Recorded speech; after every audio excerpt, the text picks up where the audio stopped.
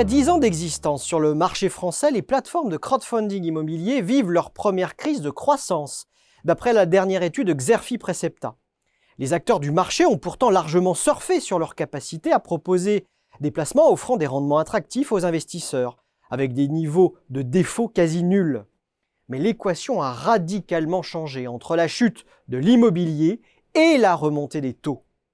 En parallèle, la mise en place d'un nouveau règlement européen sur le financement participatif va contraindre les plateformes à réviser leur business model pour s'adapter aux règles en matière de conflit d'intérêts.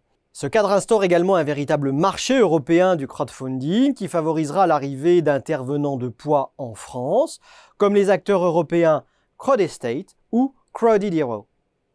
Dans ce contexte, quels leviers permettront aux plateformes de maintenir leur position et comment évoluera le crowdfunding immobilier d'ici 2025 ? Quelles actions doivent-elles entreprendre pour améliorer leur notoriété et leur visibilité et ainsi s'imposer face à la concurrence ? Pour répondre à cette question, les experts de Xerfi ont analysé les logiques de croissance déployées par les plateformes de crowdfunding immobilier.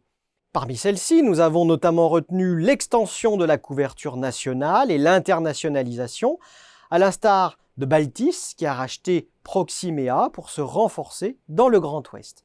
Citons aussi la diversification des opérations financées et des gammes d'investissement.